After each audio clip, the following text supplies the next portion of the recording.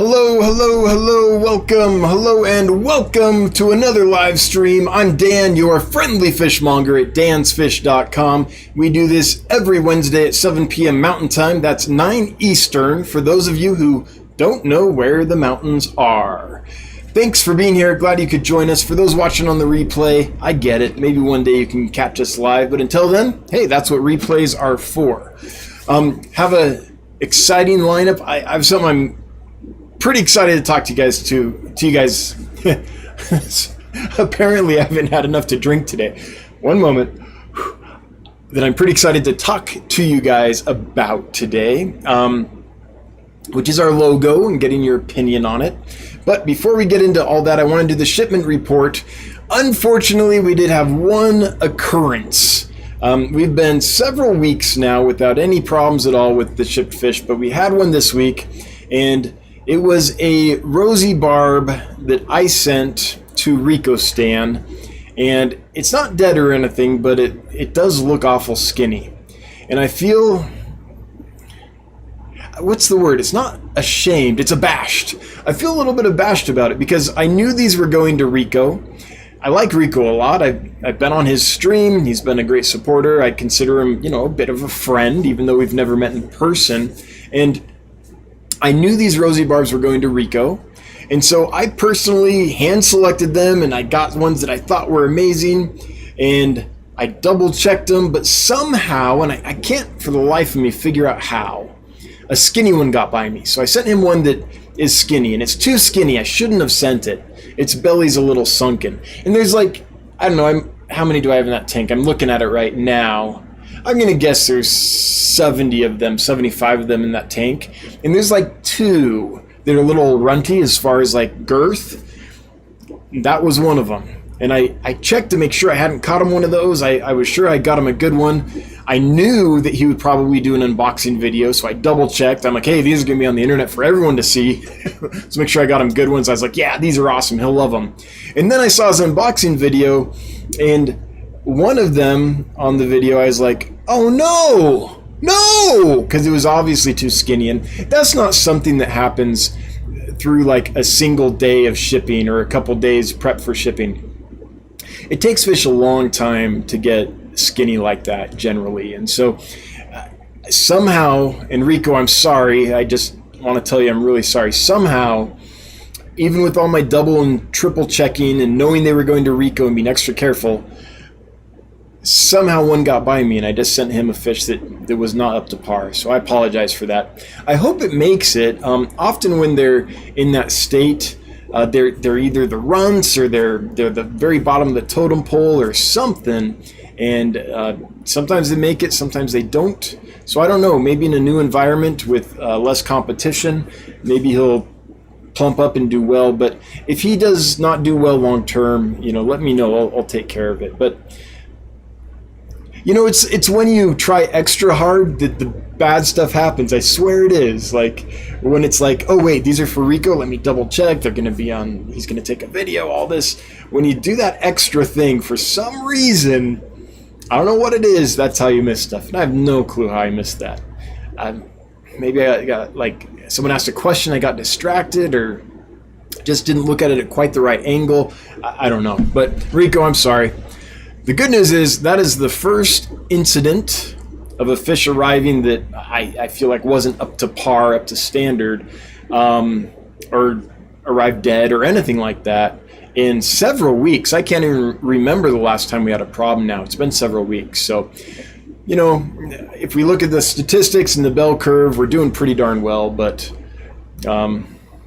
that one hurt because I tried really hard to make sure Rico got really good ones, because I've been following Rico and I've been following this 75-gallon aquarium he's setting up just for them and in their community, and I knew he was, anyway.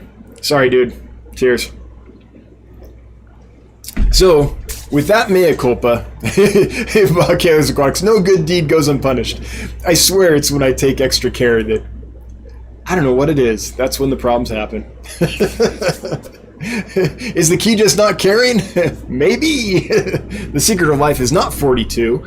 or whatever it was. It's not carrying. No, anyway, okay, so let's get to some other more fish stuff. So, oh, before I do though, I want to thank my mods. I see that the lovely Candy Overholes is here. Candy, we've missed you. Welcome back. Glad you could be here. And I want to thank my other mods as well that are here, you know, just every week making this thing happen. I really appreciate it. And Lumpy Dog, one day will pop in again. We will see the Lumpy Dog one of these days. I haven't given up. So we're going to get to the giveaway. And then logo, or logo then giveaway? Let's do the giveaway, and then we'll talk about the logo and some other progress and get to your questions and comments. But before we do, I have some good news about Nigeria. So Nigeria got back to me. They have confirmed that they have found an airline that will ship live fish cargo to an airport that I can actually get them at. I have a broker set up at that airport, so everything's good to go there.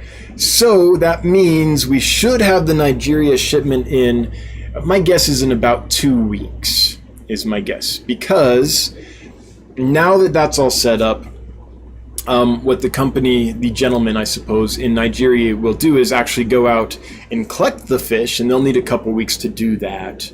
And it'll take them a little time to finalize the paperwork and get the flight confirmed and bid for the cargo and get that all in. So I'm hopeful, though, that maybe 2 weeks, for sure by the end of the month, I think it's safe to say, we'll finally have that in. So, Candy, I was only gone 1 week. I know, but 1 week without Candy is like 6 months of misery. What can I say?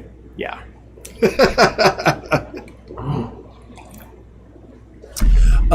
So Nigeria's coming along. Let's get to the giveaway. So these are some cool fish. These are electric blue Acara. And for those that don't know what Acara are, these are Acara.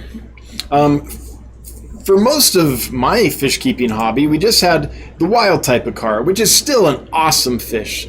Blue Acaras have been a favorite in the hobby for a long time for good reasons. This is one sitting over eggs. This is more of a typical day-to-day color. It's almost like a miniature peaceful Jack Dempsey, maybe, is a way to think of them. Or Green Terror, sorry. Maybe more like a Green Terror than a Jack Dempsey. As far as the color scheme goes, with that the blue spangles and yellow. Not exactly, but kind of. Oops, what did I just do? Like this one down here looks a little bit like a juvenile Jack Dempsey. But the ones that are on the giveaway for tonight are these. A fairly new version. It's the electric blue morph that has been raised in aquariums and is now available. And the ones that you'll be getting are the parents of that big bad boy right there above my finger, and his lady, which is somewhere. So those are the actual parents of the fish you'll be getting. They were bred and raised here. I got my stock from Ken Katz, another member of the fish fam. And so that's where the stock originated from. So they're hobbyist bred for at least a couple generations, and that's what you'll be getting. The reason these fish are so awesome is A, they're beautiful. B, they don't get too big. I would say that the body size on that big male is about 5 inches, and then you add the tail, maybe you're about 6 inches. So say 5 to 6 inches, maybe full grown. And they're pretty, but they're also very hardy. They're peaceful, like for a cichlid. Let's be clear. Okay, they're still a cichlid, but for a cichlid, they're one of the most peaceful. Like in this tank behind me, that's the bad boy right there. Oh, I think this is his female. So I think this is the female, and I think that's the male.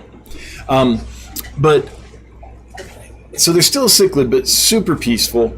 They don't bother any of the other fish in here, even the swordtail or the little. I have little steel blue apistos in there, things like that. Basically, if they can't fit it in their mouth, if they can't like grab it and swallow it, they're probably not going to mess with it. So think of them maybe the same temperament as an angelfish, but almost less of a bully than an angelfish, honestly. is how I would describe them.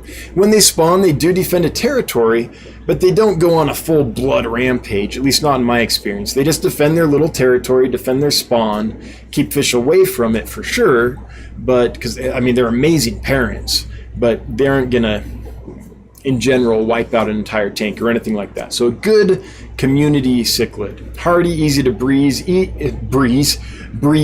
I swear it's just water, folks. It is just water. Vodka video aside, it's just water. Maybe with a couple fingers. No, just water. So I think they're amazing. So I've raised a bunch up. The ones I'm gonna give away are the runners. So in every batch, you get a few that just grow a lot faster than the rest and take off. And I've got a few of those that I need to find homes for, because if I don't, they'll outcompete all the smaller ones. So the bulk of them are around 0.75 inches, an inch. The runners are up to, the biggest one is maybe close to 2 inches. So they're going to be somewhere between like 1.25 inches and just below 2 inches, the ones that I'll be sending you. They've already got nice color. They aren't little tiny babies. They aren't big adults. They're kind of, I don't know, if they were a person, they'd be about 10 years old, development-wise, size-wise, is how I would put it. So that is the giveaway. If you would like to win them, and I'll send you 3 of them, then it's fairly simple. It's hashtag EBA for Electric Blue Acara. Hashtag EBA. And it doesn't matter if it's uppercase or lowercase or whatever, as long as there's a hashtag, no space, and then an E, a B, and an A, no spaces, all one thing, then that'll enter you to win the giveaway. So, while everybody that wants to is entering for those, Sean, Fishaholic, and never too late to add some vodka to the gin tonic water. So while everyone's entering EBA, I want to show you this logo, and we have a poll up on the community tab. I'm so bad at YouTube that I couldn't figure out, and I don't know if there is a way. It appears there isn't, perhaps. I couldn't put the image up and a poll about the image. It appeared that I could do a poll without an image or an image. If you're linking a video, then you can have a poll about the video, it looks like, but not just an image. So what I did is I put the poll down and then I put the image right above it. And if you wouldn't mind taking a moment, just a sec, let me get there. Let me show you what I'm talking about. Okay, so here's our channel. If you go to the Dance Fish channel and click the community tab, then you'll see it. So these are, and you can just comment below the image as well. That's fine. But these are what we're voting on. Which of these 4 do you think would be the best logo for us to use? And while you're looking at that, I want to take you through the process of the logo creation and what's behind it. So, back about 15 years ago, I took this picture of this killifish. This is an Aphyosemion, or chrome Aphyosemion, bivitatum funge. It's from funge, F-U-N-G-E, I believe. I took this picture with a horrible little 4 megapixel point and shoot digital camera that we had back in the day. And I loved these fish and I loved this picture. So we've got a nice male here flaring in front of this other male in the background. So since it's kind of the favorite fish picture that I ever took of one of my favorite fish of all time, when I was starting Dan's Fish and all that, I thought, hey, you know what, I'm going to somehow use this fish in the logo. So what I did is I kind of used the silhouette, the shape of the fish, and came up with this. So this is just that fish's silhouette kind of rendered in a Photoshop, or I probably used GIMP because I'm totally cheap. And for a long time this has been our logo, but there's a problem with it though, and the main problem is that if it did not say Dan's Fish around here, if there was no text, the average person would have a hard time looking at that and knowing immediately that it's a fish. Because beautiful as Aphyosemion bivitatum species are, they don't have a typical fish silhouette. Their tail's got these funky points on it. It doesn't come in like this, like a typical, V tail shape. The dorsal fin's all elongated. This fin's all strange. Like, it's a super beautiful fish, but just at a glance, if you glance at that, especially if you're not a fish person, if you're just an everyday person and there's no Dan's Fish text there, it's probably going to be hard to realize that's a fish. So I recently brought someone on board to help me with video production and social media posts, and to kind of get back up to where we were before I got so busy selling fish that just I stopped producing most content and went down to like a live stream a week. And I was like, okay, this is the fish I want. I don't want to lose it completely, but we need to somehow find a logo that when the average person on the street glances at it, they know immediately that it's a fish. They don't need any text to tell them that or anything. But this still kind of keeps the spirit of this image, this fish, alive, is what I would like. So we worked on that. First thing they came up with was this, which is basically that fish, but really faded out to the point that it's still kind of, it's just a little bit too blurry, right? And without the Dan's Fish text there, it might be hard to tell what it is. But we were going in the right direction. Then we ended up with this, same kind of thing, and I don't want any established. It's cute, but so same kind of thing though. Without the text there, you wouldn't really know that that's a fish. It's pretty stylized, and just hard at a glance to tell. Then the person I'm working with came back with this, and I was like, yes, I knew we were on the right track. It's simple and bold, right? It's still got too much going on. Like, there's a whole bunch of detail we don't need, but it's going in the right direction. It's getting simple. It's getting to the point where it's getting sleek and kind of what we want, and keeping true to that fish. And then they sent me this, and this was where I was like, I mean, between each stage we get feedback and we chat, and we came up with this. And this is when I knew we were going to be okay. So basically I looked at these and I thought, yeah, at a glance, this looks like a fish, even black and white. I love this logo on this hat, but the problem is the only reason this works is because it has multiple colors. And when you have to print multiple colors on a hat or a t-shirt or something like that, the expense grows exponentially. So I wanted it to be okay, just black and white. And then if we want to add color, we can as a bonus, but it has to play well just black and white. So I thought these were pretty good. The issue is this anal fin and these ventral fins kind of detract from a classical fish shape that someone just at a glance, I think,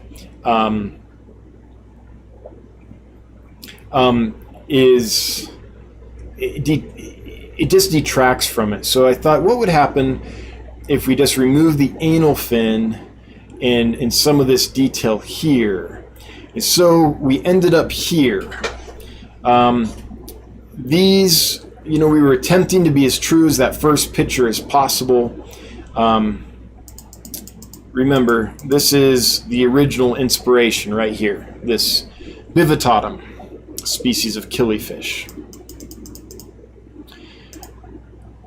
And so we tried to keep it, but much as I like this down here and this here, I still think the ones that read most as fish are these top two, this one and this one. Like the simpler seem to be better. So we cut it down, and here's where we're at. We're here. And I don't know why we did it clockwise instead of 1, 2, 3, 4, but we did. So we're asking for your input. If you leave it in chat, it'll be kind of hard to get it. So if you wouldn't mind going to the community tab on the Dan's Fish YouTube channel and posting it there, that would be good. But if you're like, nope, I'm not leaving, then you can leave it in chat. That's fine. So this is where we're at. And we like all these. There's pros and cons to each one. And so we're asking for input. Of these 4, which are the ones you like best. So that's kind of the journey that we took to get where we're at on the logo, and why we're seeking a little bit of input on that, so that we can, you stare at something so long that it's like, I can't even tell anymore. I need someone else to look at it. So that's how we got there. Is we're still trying to stay true to that like original picture, but make it simple enough. And we kind of deconstructed it, right? That was kind of the key to getting to where we're at. So I know there's going to be a lot of different opinions and stuff, and that's fine. And some people will be like, what? They all are horrible. I'm sure. That's fine. Just let us know honestly what you think. That's where we're at right now. Just something that the image alone at a glance says fish without text is where we need to start. All right, so with that, I think I've covered most everything. The warehouse is still going. We expect to break ground in April. We're getting real close. Basically, right now, we're waiting for the city to issue the permit. We thought that we might get that last week. We haven't yet, and I'm not sure if it came through today or not. I haven't checked yet, but we think that this week that'll happen. So I'm not going to get too much more into that because it's basically, waiting on some final details to get approved. But it's coming. It's moving along. Okay. So with that, oops, hang on. I got to find one little thing here so that as we proceed... Oh, wait, I put it over here. Sorry, guys. Just one moment. Okay, here we are. Boom and boom. Okay. Just want to make sure I can bring that up, that logo thing up as we talk about it, that I have it handy. I accidentally shut it. All right. So that's where I'm at. That's, some of the stuff we've been working on amongst all the other stuff. There's been a few super chats. Looks like J. Oliver's Guppies and Aquatics threw down $5. Thank you so much. Just to say Dan is the man. Well, thank you. Dan is a man. Well, most days. I appreciate the $5. Thank you so much. Never required, but always appreciated. Now, guys, I can only scroll up. I can't scroll up to the very top. I know that there were some questions and comments put out before, and I'm not going to be able to scroll up that high to see them. YouTube just won't let me. So the first one that I can see, KP throwing down $2. Thanks, KP. I appreciate it so much. With the cute fox cat giving me a thumbs up. Danny Ken, good to see you. Glad you're here. Roundhouse Aquatics is the first comment that I can see. Roundhouse Aquatics is the first of the picks. The first of the picks, the one you said out of focus about. I'm not sure, Roundhouse Aquatics, what you're saying exactly. If you're saying that picture of the bivitatum that I took is out of focus, probably a little bit. I mean, it's done with a little 4 megapixel camera, but still it was the best picture of a fish that I ever took at the time I took it. And it's good enough picture for me. Eric Y. Rock says, that's why I like number 2. Not that many breaks and it keeps the silhouette. Yeah, number 2 is a little simpler. Number 1 has that break there, which just does add a little bit of complexity. So, I don't know if you look at these two versus these two, and just that extra line there does add an element of complexity for sure. That is an accurate statement. I don't know if that's good or bad or indifferent, but it sure does. All right, Roundhouse Aquatics, can you give an opinion of printed or stitched on that hat? I'd so buy that stitched hat with that colored logo. So that was neither. It was just thrown on a cap as an image for an example. But I believe that that's supposed to be a stitched logo on that hat. And we might make some like that. now that I've got a little bit of help, we might be able to handle a little bit of merch production, but it's not the highest priority. It's something we will have to get to. Just building the warehouse, getting over there, and still maintaining standards and not doing what I did Monday and accidentally sending someone a subpar fish is what we're really going to focus on. Wichita Falls Fish Keeper, so good to see you. Been a minute. Glad you're here. Throwing out $5. Hi, Dan. Can you give some tips on sourcing Kennemysin? It's getting harder to source. It also, have you tried Canaplex? Thank you. Have I tried Canaplex? That's a question. Is Canaplex, I'm looking here, Seachem Canaplex. Let me just look at the ingredients here. That's what I want to know. What's it got in it? Kennemysin sulfate, Canaplex.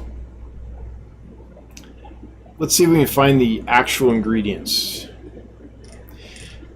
Oh, I hate it when it's hard to find. They like to hide stuff. Okay, so Canaplex is a blended Kennemysin-based medication. Okay, that's great. What's in the blend? That's what I want to know.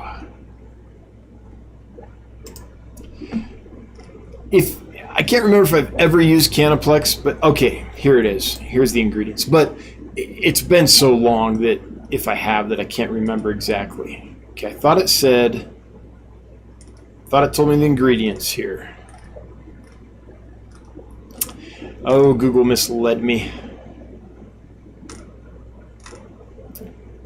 What did it say in the tag? Kennemysin sulfate is kind of the main ingredient from what I'm seeing on just a quick look-see here. It says Kennemysin sulfate, 32%, and then it goes straight into inactive ingredients. So I'm not sure. Sorry, this is what I've been looking at. I'm not sure what they mean exactly by blend, because it looks like Kennemysin sulfate is the only active ingredient in Canaplex. So basically it's Kennemysin. I mean, Kennemysin sulfate is what we call Kennemysin. So as far as finding it, I have to source mine direct from the manufacturer. That's how I get it in the quantities that I need it. Wichita, if you can't find it anywhere, just shoot me an email. I'll see if I can find a way to hook you up. I don't want to become a medicine vendor, but if you're just in a hard spot and you need some, let me know. The stuff's not cheap. I believe the cost for Kennemysin is going for about $80-85 for 4 ounces. Let me see here. Kennemysin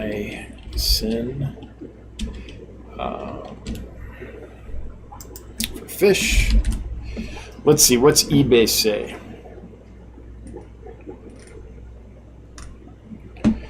Okay. So 100 grams for $92. I'm trying to find. Wow, it's all Canaplex, isn't it? Really? Okay, 100 grams, $92. Is Canaplex like the only thing nowadays? Man. So what's 100 grams? 100 grams, 2 ounces. 100 grams is 3.5 ounces is going for $92 right now. It's a little crazy. It's not something I regularly sell, and I don't really have priced out or anything, but send me an email, dan@dansfish.com, Wichita Falls, if you really can't find any anywhere, and I'll see if I can help you out. It looked like there was some on eBay there.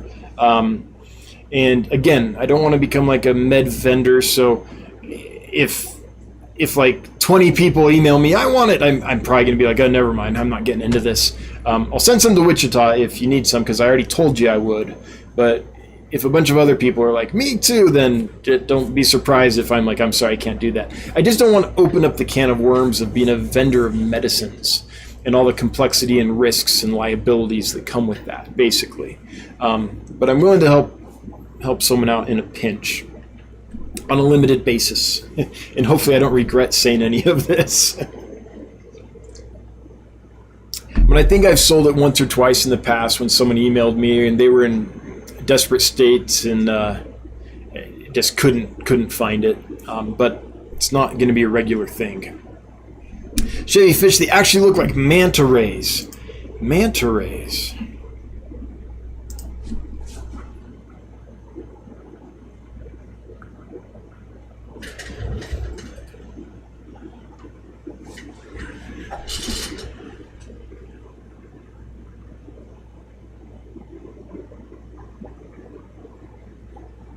I don't see it, but that doesn't mean you're wrong. It doesn't mean you're wrong at all. Let's see here. I'm trying to see manta ray. Huh, it's not saying that to me, but... Oh, like swimming that way! I totally see it now. I totally see it now. Yeah. Like this is the mouth, like the manta ray is swimming, let's see here, camera's opposite, like that way. Like the eye is the back of the manta ray, and this is the mouth, and this is the manta ray's fin. Man, I would never, like that's their mouth, right? Wow, I've been looking at that a lot, and I never saw that before. Huh. Maybe, I guess I'm selling stingrays now. No. Greg Gale, those without an anal fin look too much like a ray. Okay, second vote for that. Well, good feedback. Thank you. Not sure it looks tropical, says Michael Brandel. Yeah, so some people just hate the logo totally. Well, I knew that would be the case. Let's see here. Any other comments? Roundhouse Aquatics 1, 2, and 3 pretty much are all the same at a glance.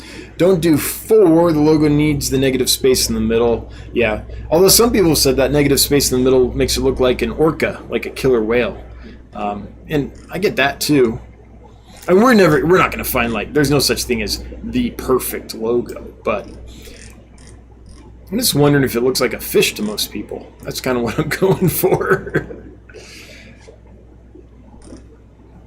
Like, I've also wondered, and I didn't do it because I kind of wanted to stay true to the bivitatum, but I've also wondered, what if it just doesn't have this dorsal fin at all? Like, if you take a piece of paper or whatever, your finger right now, and cover that dorsal fin on your screen, you know, it's just two pieces, the front piece and the back piece. I wonder if that's also something to think about, although I kind of want to keep the bivitatum without a dorsal fin. I think that might be hard to do. I'm totally seeing manta rays now. Jeez. All right. Man, this is why we ask these questions. Colette S, I like the original pick you took. Too bad color costs so much. Yeah, and it's just got so much detail in it. That would be a hard one. Crown Tail Half Moon, what brand BBS you use? Also, can I hatch one-time harvest morning, and will they live for evening feeding in the fridge? Absolutely. Let me look at the brand that I'm using. I have to look. I use whatever brand is less expensive, honestly. I'm not brand true on that, but let me look at the one that I'm using right now so I can answer your question. It's in the freezer right here. This will take me just a second.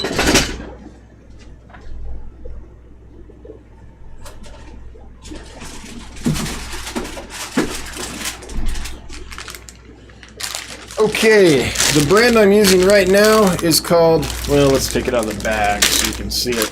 And by the way, I'm not promoting this company or anything.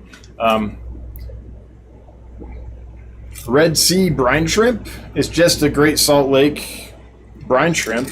I don't remember where I got it. Basically, when I go to buy brine shrimp, I just look who's cheaper today, and I find it wherever I can cheaper. I do know that Aquarium Co-op has gotten the brine shrimp game recently and is doing everything they can to have a product good enough that they could claim it's the best. And so that might be somewhere to look. Personally, I go through I have like a bulk mentality when it comes to brine shrimp eggs. I use a ton of it. So that doesn't work for me personally because they're small cans and all that. But if you only use a little bit every now and then, that might be worth checking out. I do think that Corey's done a lot of good for this hobby. So I'd feel a little remiss if I didn't just mention that that's a possibility. But me, I need it in bulk. In fact, I'm pretty close to the point here where I need to buy it by the case or the pallet. And so I just look at cost pretty much. I haven't noticed an appreciable difference, to tell you the truth, between like 80% hatch rate and 95% hatch rate. It's maybe you get a little less unhatched eggs or something in one or the other, but this one is the one I did in the video. It's like not a high quality brine shrimp. It was one of the cheaper ones, probably about $40-45 for a pound retail. And you saw how well it hatched in the video. There was good separation. It all worked fine. So yeah. Now, as far as your other question, yes, you can absolutely hatch it in the morning and keep it in the fridge. You can keep it,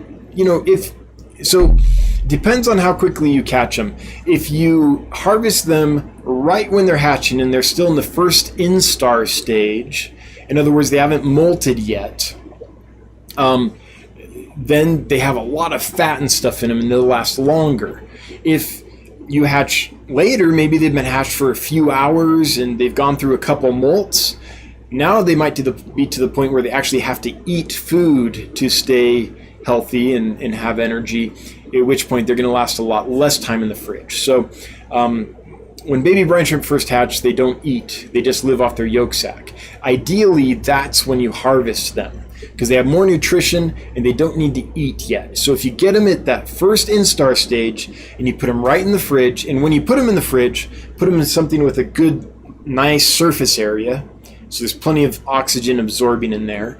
You don't want to put the cone in the fridge, right? You want to dump them into like a plastic sweater box or shoe box or something like that with good surface area. Maybe it's only an inch high, but surface area of like 20 square inches or something like that, right? If you do that, then I found that 3 days later, they'll often still be alive. Now, as time goes on, their nutrition drops, but if you hatch in the morning and then feed again in the evening, and you catch them at that first instar stage, you're going to be in great shape. They're still going to have a ton of nutrition in the evening. That'll work just fine, Crown Tail. Chattanooga Ed throwing down $5 and not even punching me in the face today. Whew, a pain-free $5 from Ed. Doesn't happen often, so you gotta enjoy it. Howdy, Ed. Hope you're doing well. Roundhouse Aquatics. What I was talking about on the first post, the first logo pic you showed, the two-color. Oh, yeah, that kind of blurry fish. Yeah, it's like we took the fish and kind of washed it out and put it out of focus a bit. I see what you're talking about. Thanks for clarifying. Let's see I'm just curious. No, we'll do it a little later. I want to check and see what people are saying on the poll a little later. Elysian, yes, since the true P. taeniatus, Pelvicachromis, thank you. I was like, what's that genus? Pelvicachromis taeniatus species is now limited to Nigeria and Benin. Is there any chance of bringing any in with the Nigeria shipment? I am trying to bring in Sacramonte, the giant crib, if you will. I brought them in from this same supplier a couple years ago. They did fantastic. A lot of people I shipped them to bred them and raised them. They're just such a great fish, peaceful, colorful, nice community fish, and just a different crib, if you will. So I am bringing in Sacramonte. which I believe is still classified as a pelvic chromis, if I remember right. I'm going to look real quick. Pelvic chromis Sacramonte. Let's see. Who can tell me? Well, it's not popping up. I mean, it's saying Sacramontis. I was hoping that Seriously Fish would just pop up and I could look, because I find them fairly reliable.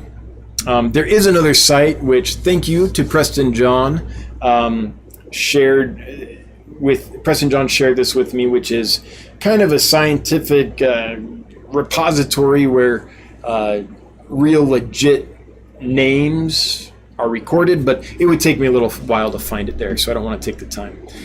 But yeah, some Sacramonte will be coming in.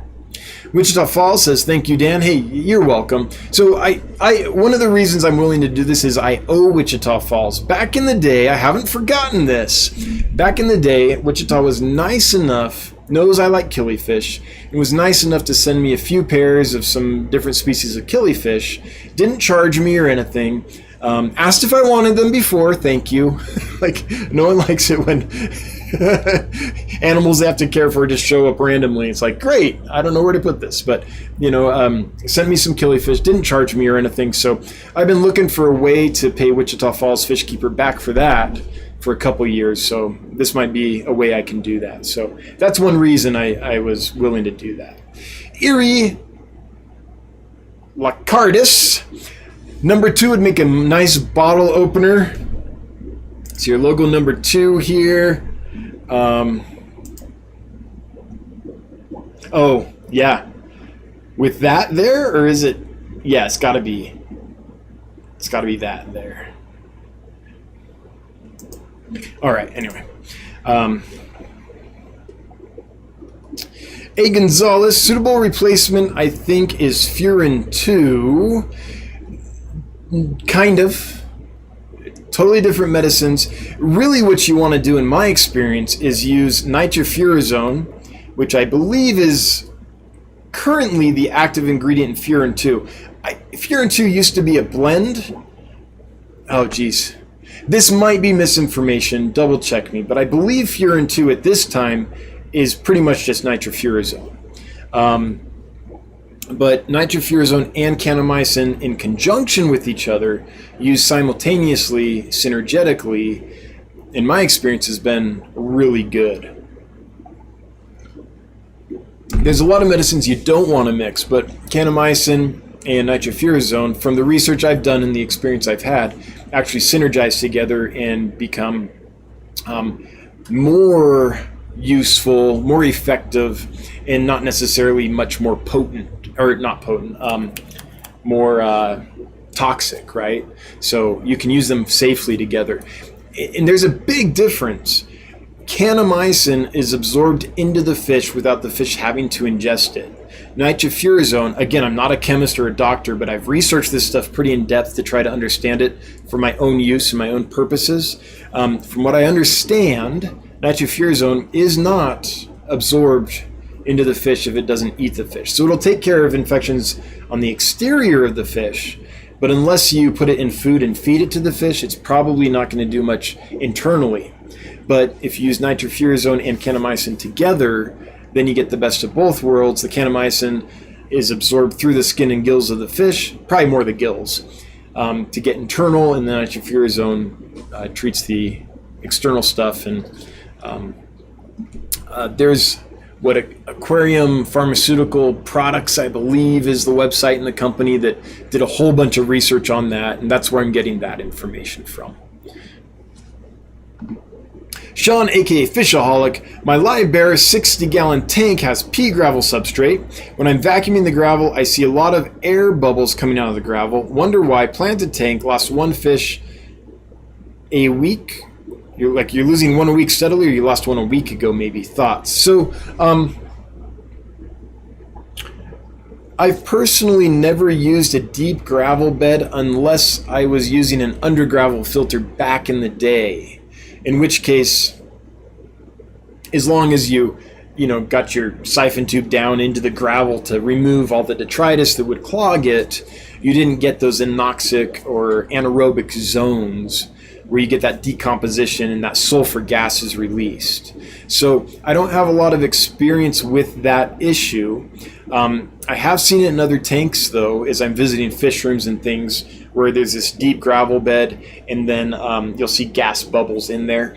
Probably what's happening is there's too much detritus and mulm and things like that settling into the gravel. I don't know how deep the gravel is, but you say it's planted, so I'm imagining it's a few inches deep. So that stuff is settling in there and preventing any kind of water flow through it, and you're creating basically an anaerobic environment where you'll get decomposition and you'll get those gas bubbles. And they might smell like sulfur, like rotten eggs, stuff like that.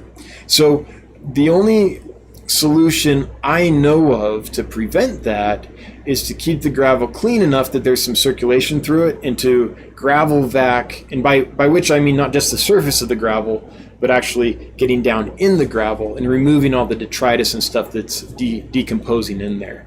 Maybe you need to do that more often if that's a concern for you. Now, I don't know if you have a problem. I don't know if that gas bubbling out is actually going to be harmful to your fish. It probably depends on the frequency and the amount that bubbles out and how much it's absorbed into the water column as it bubbles and things like that. So I have definitely seen some old timers with tanks with deep gravel and plants and lots of gas in it, but they didn't disturb it. And so maybe occasionally something would glug up, but the tank was healthy for years. So I'm not quite sure what you want to do there. But if your goal is to get rid of the gas bubbles, then the solution is either less thick of a gravel bed, so you don't get an anaerobic zone, or gravel vac it more often so you keep it from creating those anaerobic zones. That's my best thought. Oh, there is one other thing you could try, which is some sort of critters to go down in the gravel. There's two I can think of. One is Malaysian trumpet snails. Be aware that once they enter your tank, you'll never get rid of them. They multiply like crazy. If you're not careful, they could take over your tank, more or less. You'll have to just do some population control. But those will burrow down in the gravel and help keep it kind of stirred up and keep anaerobic zones from forming. And scuds will help do the same thing as well. They'll dig down in the gravel. But again, with scuds, once you get them in, it's hard to get them out. They'll multiply. So it just depends on your goal with the tank. Anyway, that's my thoughts on that. Toad Tamer, I'm just wondering if you will be restocking any more Melanitania onelli. I hope so. That's a hard fish to get. I've been able to get it in exactly once, and it was pretty pricey, and they're just not available very often. So if I can, yes, that's one I plan to bring in again. And I think I can. I think that my guy has a population, he's breeding them, but I think numbers are still pretty low for that fish as far as availability goes. I think they're still kind of building up their stock, which is why they cost more. But yeah, if I see them again, I will bring them in again. That's an amazing little fish. I like it. Andrew Purr. Oh, and it jumped. Sorry, Andrew. Let me scroll up and find where Andrew at. I see Preston here real quick.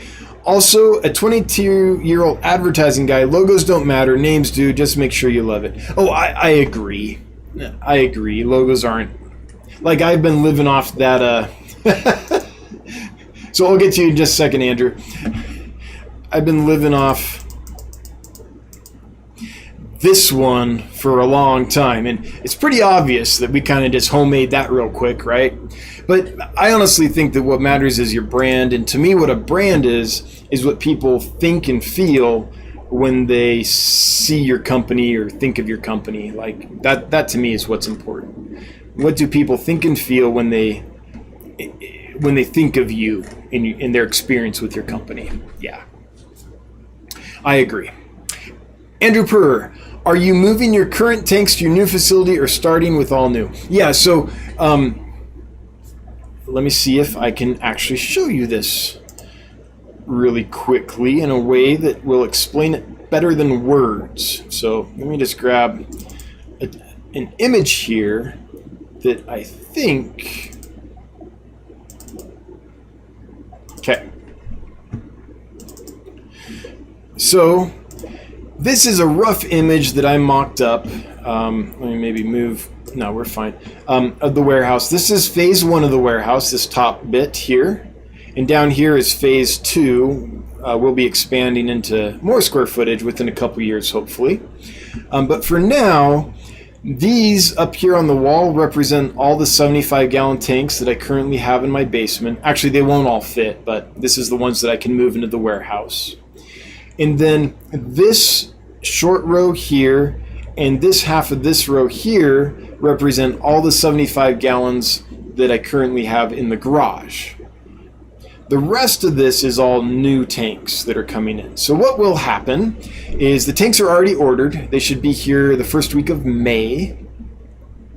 And we'll get these sections set up first, get them up and running. We'll move the fish from in the basement down here and from in the garage over to these sections. And then once the fish are moved, then we'll tear down the basement and the garage. And this is the basement, and this half and this will be the garage. So that's kind of how we'll do it. We'll have to kind of stagger it a bit so that we can move the fish we currently have, you know, without any problems, and then move the tanks over afterwards. So that, I think, as far as I've been able to figure up till now, seems to be the best plan. So we might think of a better one, but right now that's the best plan we've come up with. And by we, I mean my poor little mind.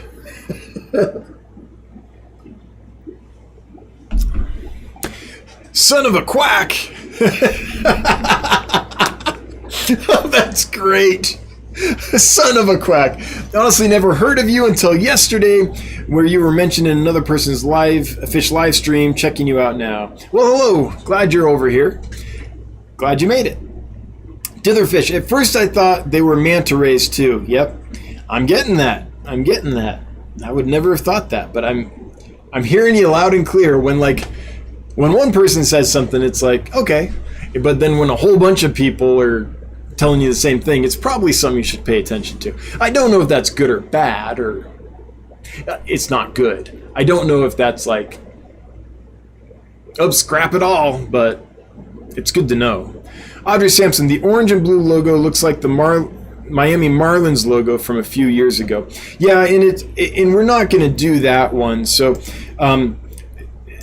there was a poll conducted on Facebook by the guy I'm working with to try to determine colors, and kind of orange and blue and aqua were the ones that were decided. But that's too close to KG Tropical's logo, their orange and blue logo. So it's that color scheme.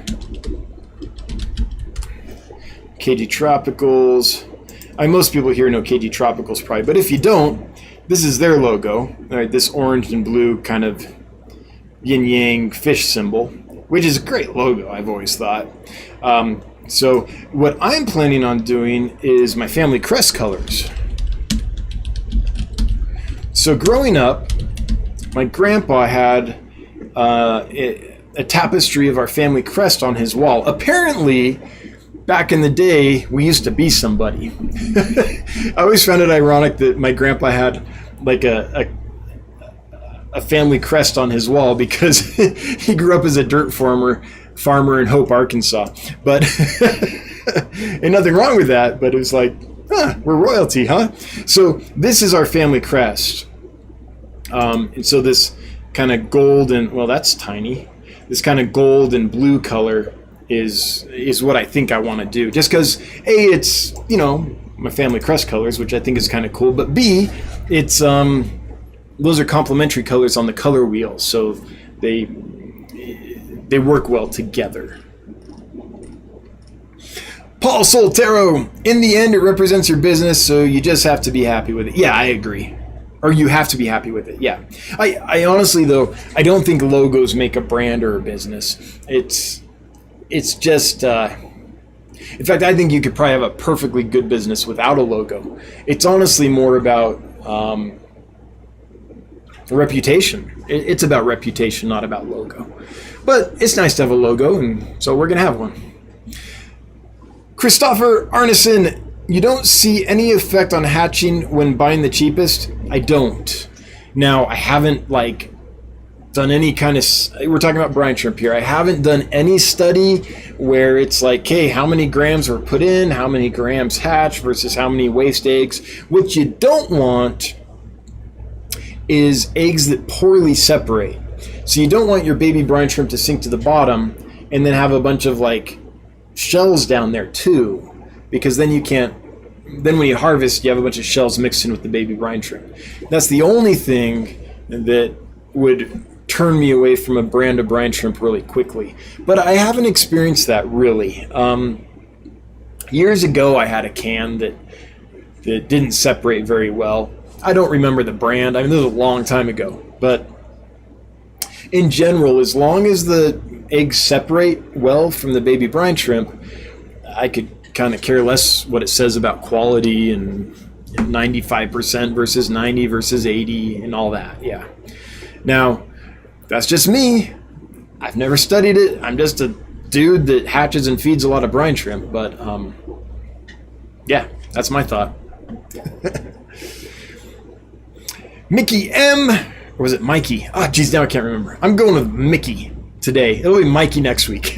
Without dorsal, it probably looks pretty cool too. Almost like the yin-yang symbol.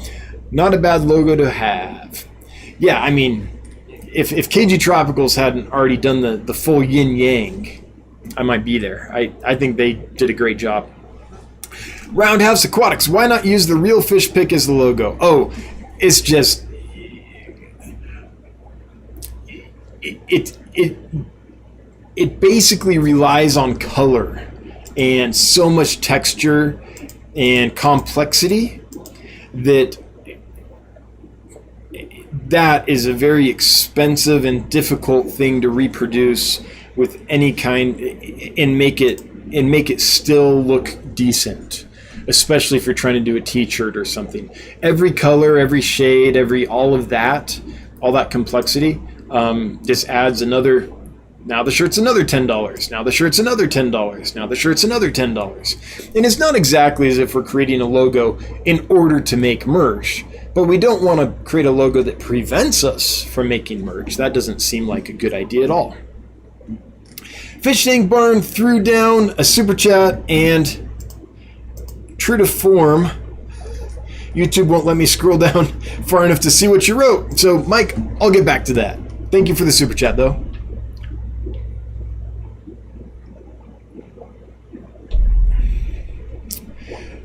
All right. Oh yeah, so for folks,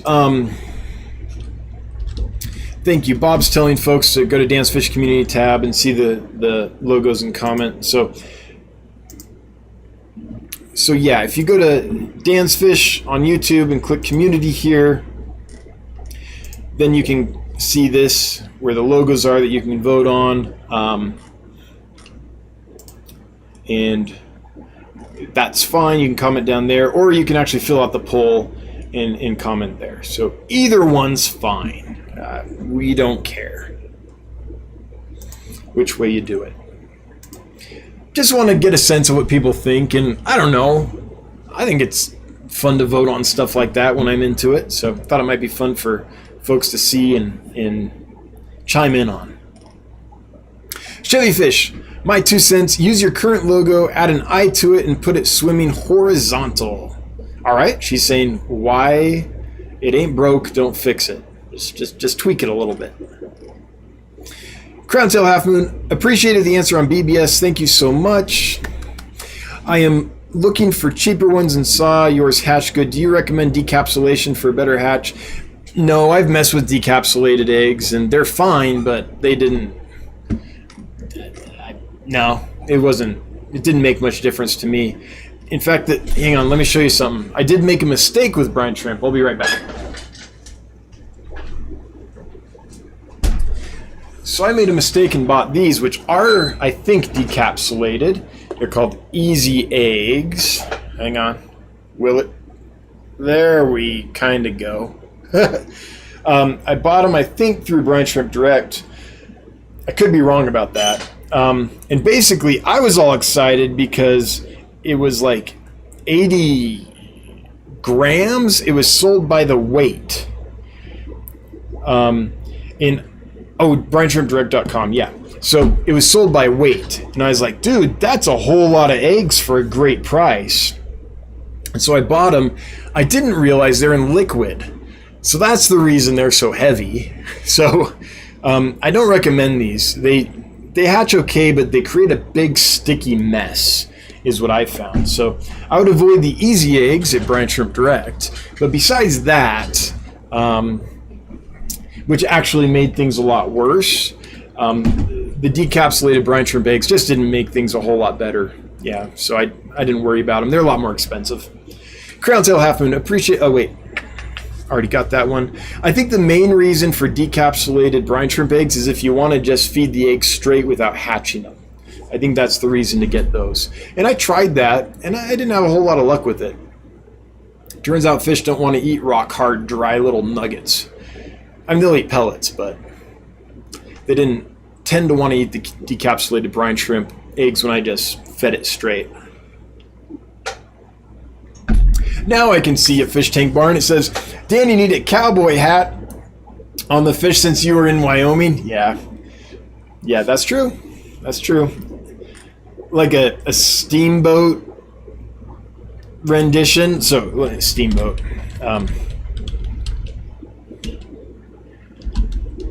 So for those that don't know, Steamboat, this is Steamboat, and you'll see this silhouette everywhere in Wyoming. So maybe this is a fish, and there's a cowboy on it. I'm not actually going to do that, but it'd be kind of fun.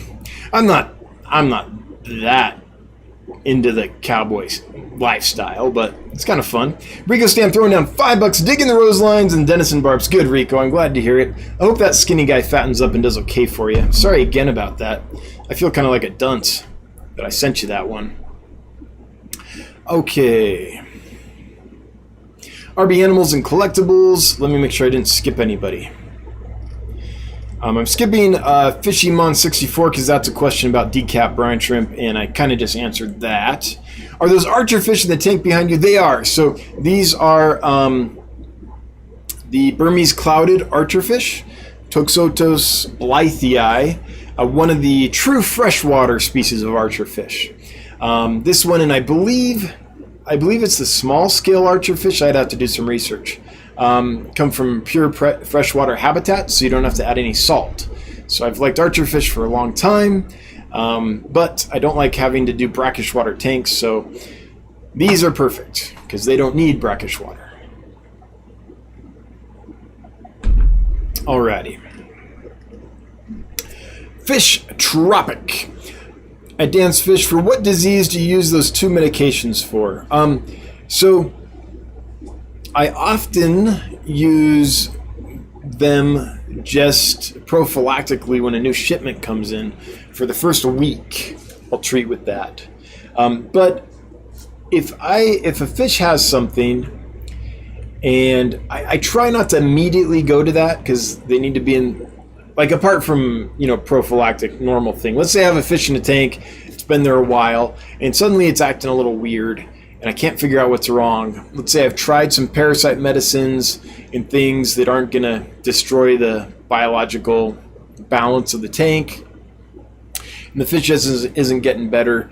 Then, as a last resort, I'll move it to a hospital tank, and I'll use nitrofurazone and Kennemysin in concert together with salt, and often that will help. So usually, unless there's obvious signs like white spots or velvet dust or something, right?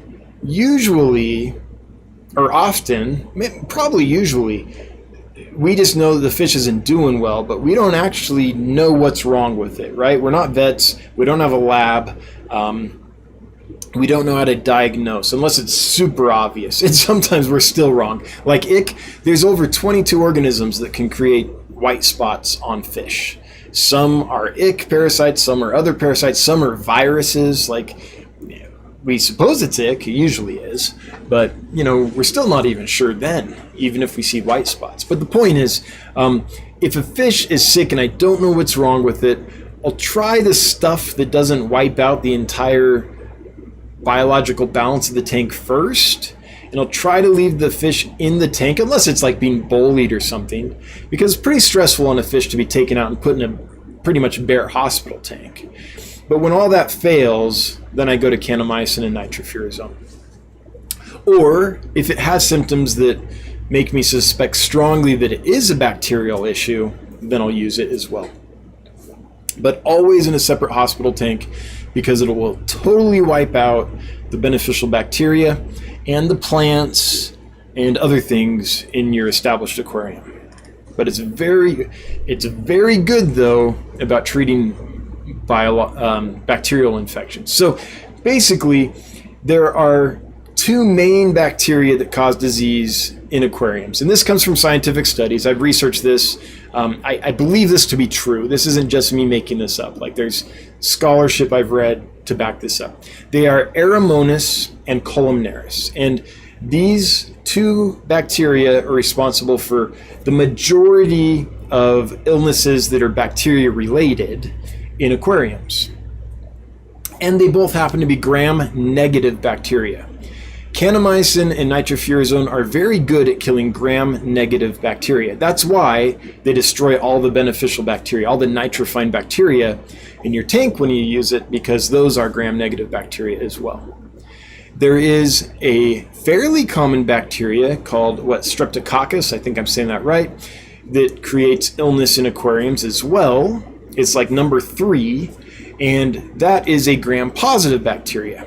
So the odds, if you have a bacterial issue, unless you take it for an actual diagnosis, which none of us are doing, so the odds are that it's gram-negative. It's either Aeromonas or Columnaris. So I play the odds. Without really knowing, I use nitrofurazone and Kennemysin. Sometimes I have great results. Sometimes it doesn't do anything. Sometimes it appears to do the fish in completely, but probably the fish was close to on its way out anyway at that point. If those don't work, then step number 2 is to try to treat for gram-positive bacteria. So that would be things like triple sulfa, maybe erythromycin, and things like that.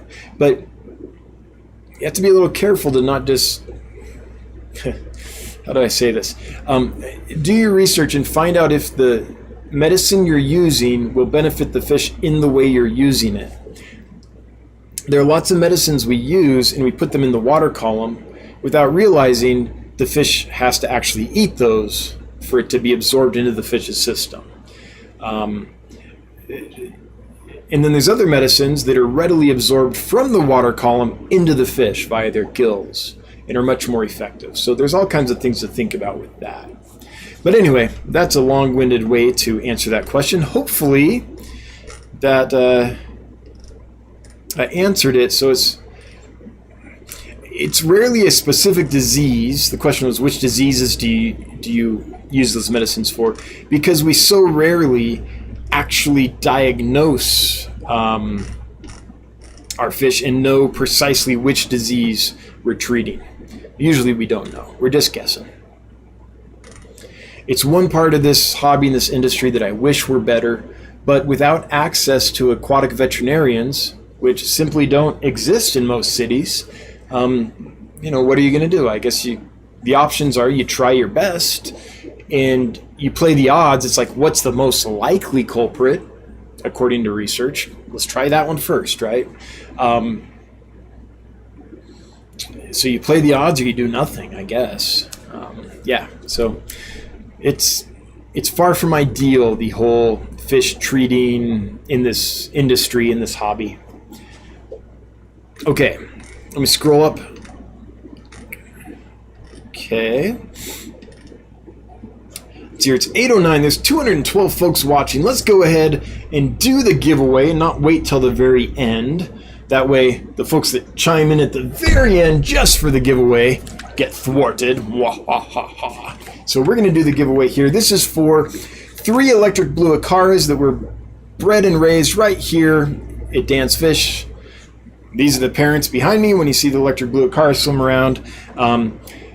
And we'll send you 3 of them, probably on Monday. It might be Wednesday of next week. We'll send them out. So they'll get to you Tuesday or Thursday of next week. And let's see who the winner is. So the winner is Michael Brandel. Hey, Michael, come on down.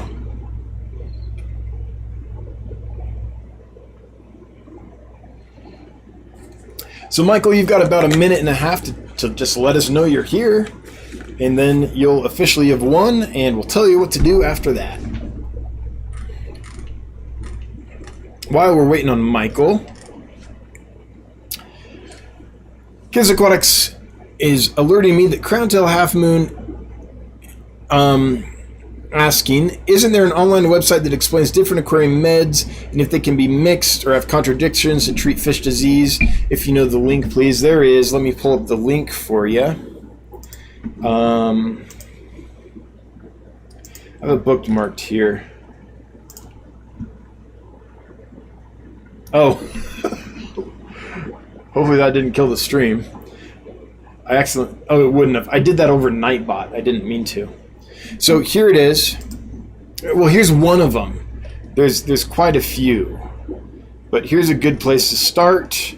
These are all the different, like if you want to see what can you do with, I don't know, these medicines, then it'll tell you about them.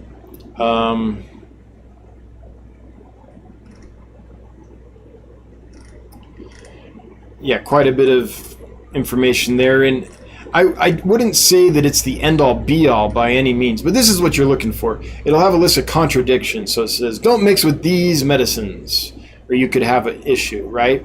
So I believe that's what you're asking for. This is, what is it, Aquarium here for you. Again, they're not the end-all be-all. Let's see if Michael joined us. There we are. But, oh shoot, did I totally screw it up when I accidentally did that? I did, I can't see. Okay, Michael, did you chime in? Oh man. Okay, I've got to scroll here. Let me scroll, because apparently when I did that, I screwed stuff up. Michael Brandel's here. Okay, good. I figured you were. So Michael, if you would send me an email, dan@dansfish.com, your first name, last name, and mailing address, then I will send those fish out to you. Kelly Foreman asking, with a super chat of $9.99. Much appreciated. Thank you so much. Will electric blue Acaras tear up my pretty plants? I couldn't bear to see my Monte Carlo carpet destroyed. I haven't kept them with Monte Carlo, but I've never seen them bother plants. And I do know that, for example, if you're reading on like Seriously Fish or other websites, it'll often say use a very fine substrate and all this, indicating that there's diggers or sifters. Not really. Like, I have a whole bunch of dwarf sage down here. They don't bother it at all. I rarely see them sift the sand. So in my experience, they don't dig, they don't disturb plants, they don't tug on plants, they don't uproot, they don't sift even hardly. So in my experience, I would say you'll be fine. However, that's just my experience.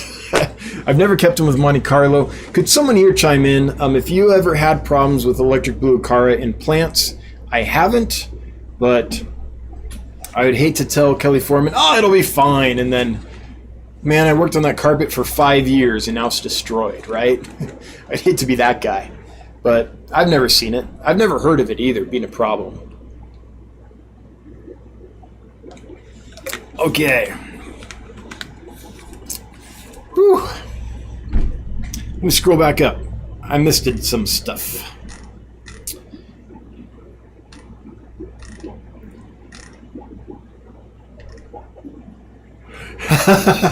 Rick 500 saying, hey, nice shirt. Thank you. So this shirt was given to me by Rick, who was driving to Yellowstone one day. When was it? Last summer? Yeah, last summer, I believe, and stopped by to say hi on the way. And Rick owns Akasha, the brewing company, and so he brought me a t-shirt from his brewery. So that's why I'm wearing it.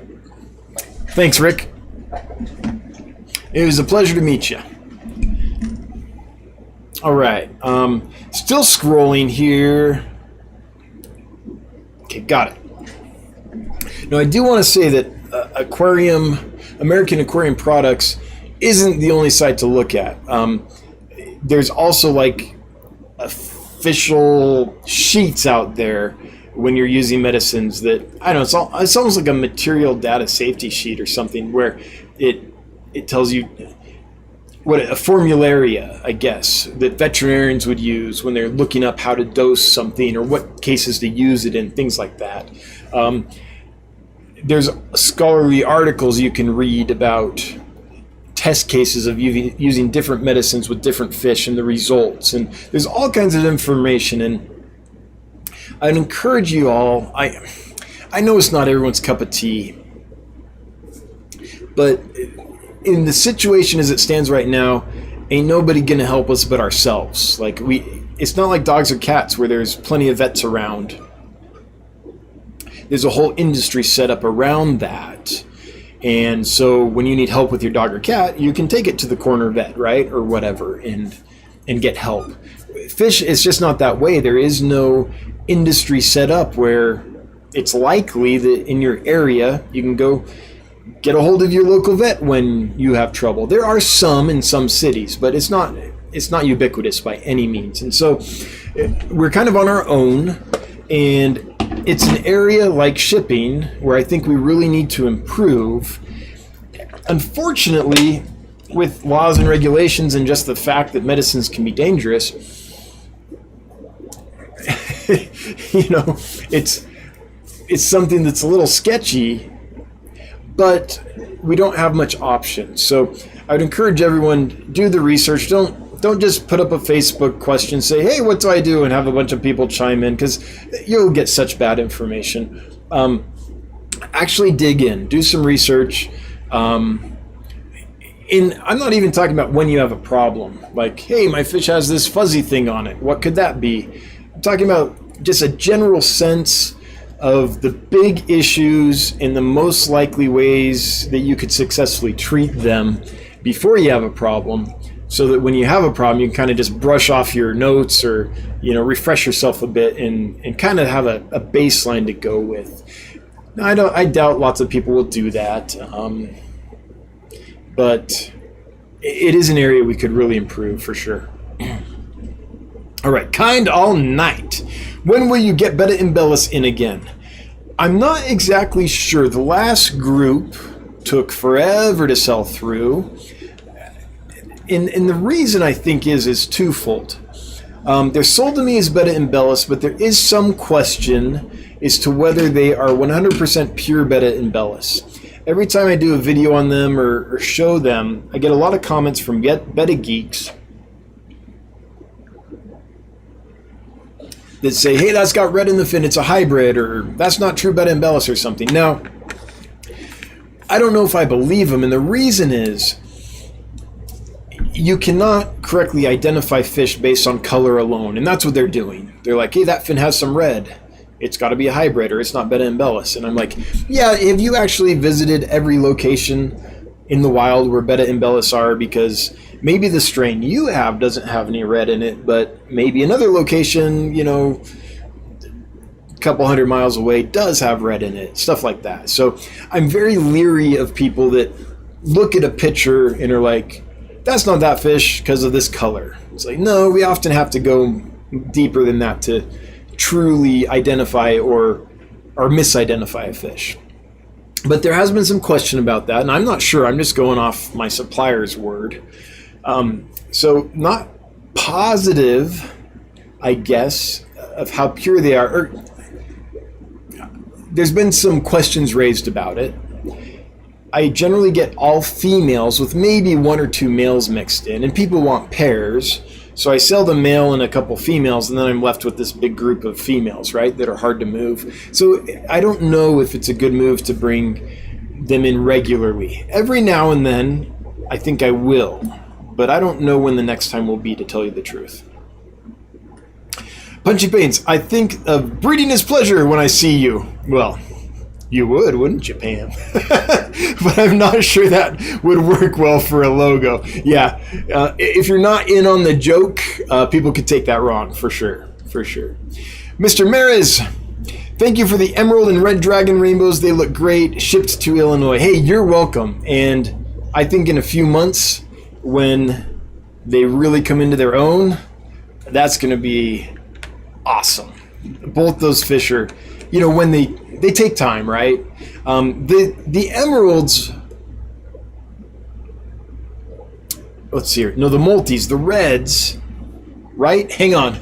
Yeah, the reds were already, a few of them, the males, were starting to get some of those nice extensions on the anal fin and things, but most of them I think were too small to really, well, even really sex well. But yeah, I can't wait. In a few months, I bet they're going to look spectacular. Some of those fish take a little while, but they're so worth it.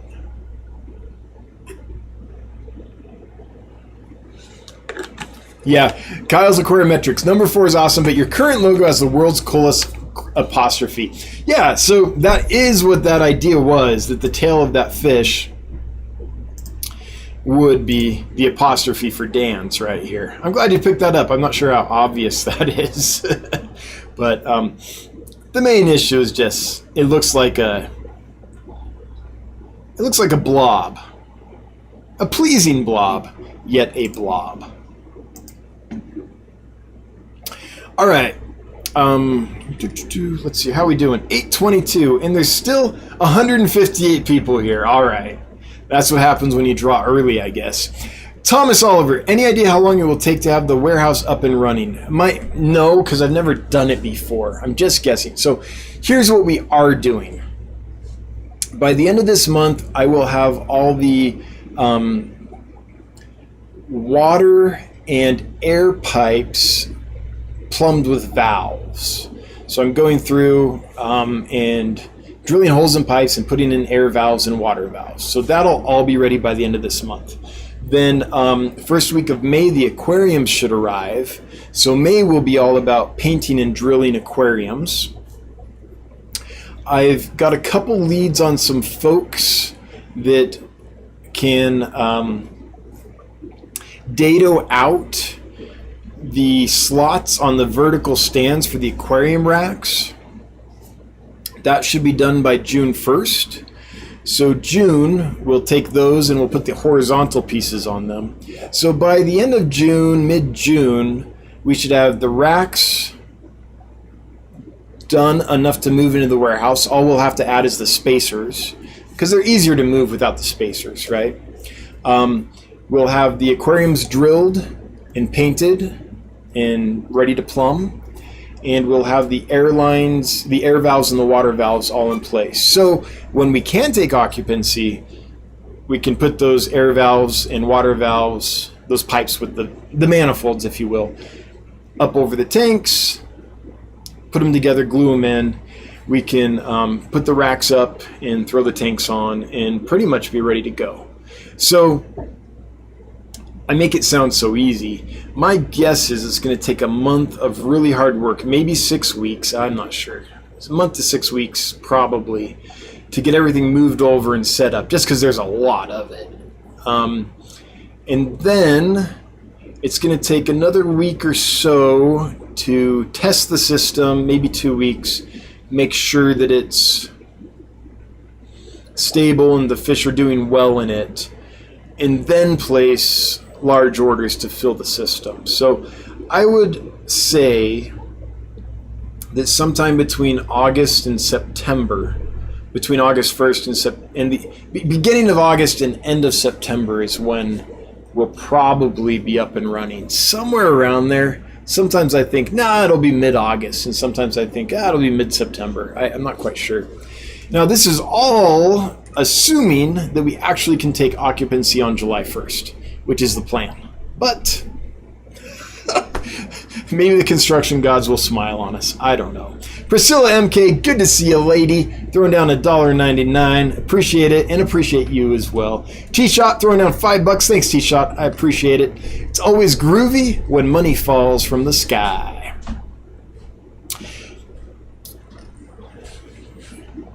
Kids Aquatics, Iowa Interstate Railroad fan, why do you use so many 75-gallon tanks? Well, 75-gallon tanks are a great size for almost any fish, and I import, and when I import, I often have to import in large numbers. So I might have to bring in, like I'm looking at a tank right here, which is, it has, I think 50, maybe 56 Melanitania bosemani atinjo in it. And rainbow fish need some space. So if I'm going to put 50 of them in a tank, I need a 75-gallon. So it's basically, you want something big enough that you can import things in large enough numbers that the business model works, and so that they're still comfortable on this end. So that's what it is. I'm just trying to, I don't want to try to crowd 50 Melanitania bosemani into a 40-gallon. So there's certain tanks that, larger fish that need more room, and I just want to have bigger tanks for them. Most of the warehouse will be 40-gallon breeders, but I do want to have some flexibility to have some bigger spaces for other species. We used to be somebody, says Mickey M. Alician AS. I sent a message to Anton Lambo to check on the current classification of Sacramonte. We'll let you know when he replies. Okay, thank you. I appreciate that. Speaking of messages, there is someone who I can't get a hold of. There's someone that's emailed me several times about bettas. Who is this person? And I responded to every email, and it keeps bouncing back. They keep saying it's undeliverable, that their inbox cannot accept emails. Aha, here it is. So I'm not going to say their email handle. I don't want to give away their email address, but part of it is Uri, U-R-I. So Uri, who has been emailing me about Betta cochina and what else? Brownorum and Rudolins. I bet Uri's getting very frustrated because Uri keeps mailing me, asking me questions about them, and I keep emailing back, and the messages for some reason are not able to be received in Uri's inbox. So I don't know what to do. Poor Uri thinks I'm ignoring them. And I've responded to every email.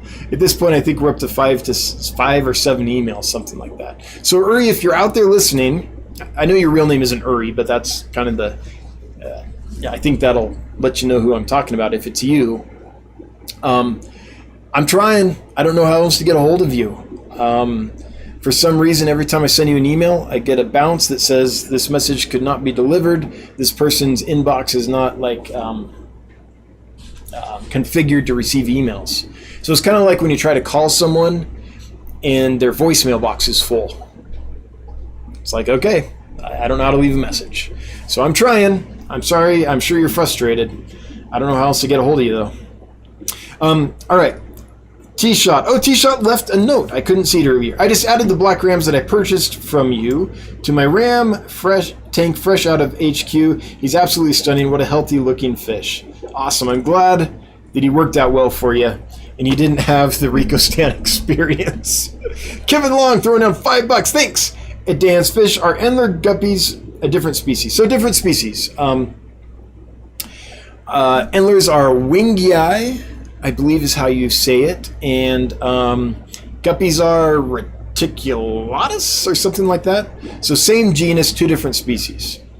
However, in the hobby, they've been hybridized so much to get neat colors and patterns and stuff that often if something's called an Endler in the hobby, it's often half guppy anyway. So it's not the common name doesn't really tell you what's going on there.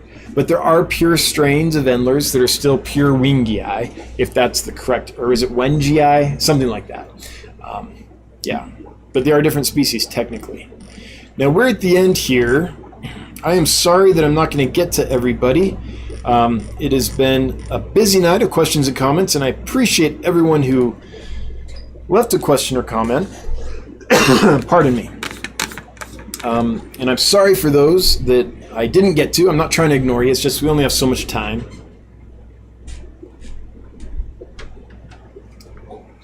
Last one I'm going to get to is Guppy Barn Aquatics, who threw down a super chat of $5, and to be different, 97 cents. I so enjoy your live stream. It's my hump day tradition. I would like to do an upcoming giveaway. Thank you for all you do. Awesome. So Guppy Barn Aquatics, if you want to do a giveaway, just reach out, dan@dansfish.com. Send me an email. Let me know what you're thinking. And usually that works out. Giveaways have to be free, though. That's the main thing. So if anyone wants to do a giveaway, just realize we can't require anything for it. We can't say, we'll do the giveaway if you sign up or if you sub or if you do these things. We can't do a giveaway if they have to pay for shipping. None of that. It has to be as simple as entering the giveaway just by leaving a hashtag in chat and then getting the item for free once you know their address. That's how it has to be. And I'm not saying this because you asked. I'm just reminding everyone in general. Basically, it's more fun that way. We don't want any strings attached. But also, YouTube's giveaway requirements require that. If you require people to like or sub or go sign up for your, master class or whatever in order to enter the giveaway, then it's considered gambling and it's highly regulated and YouTube doesn't like it. So if you read YouTube's details on giveaways, it's pretty clear. If anything is required at all, it's no longer a giveaway. Now it's a game of chance, and you don't want to get in that mess. So, all right. I think we got to cut it there because we're overtime. It's 8:32. Thanks, everyone, for being here. I want to start by thanking my mods because they kick butt every week making this work, and I just so appreciate it. If I had to take the time trying to monitor everything while keeping up with everything, which I fail to do anyway, I can't keep up, then it would be a hot mess here. So thank you so much to all of you. Everyone that threw money at us, thanks for the super chats. Always appreciated, never required, but it really does help. We're still on ramen wages here. Everyone that left a question or comment, thanks for making this lively. Hail the Lurker Nation. And everyone watching on replay, I hope one day you can be with us live, but until then, hey, that's what replays are for. I've had a fun night. I hope you've had a fun night, and I hope next week to be able to tell you an actual arrival date for Nigeria, and maybe that we've got the permit to construct finalized with the city, but we'll know. We'll let you know. Same bat time, same bat channel next week. Until then, have a good one. Appreciate you all. Bye-bye.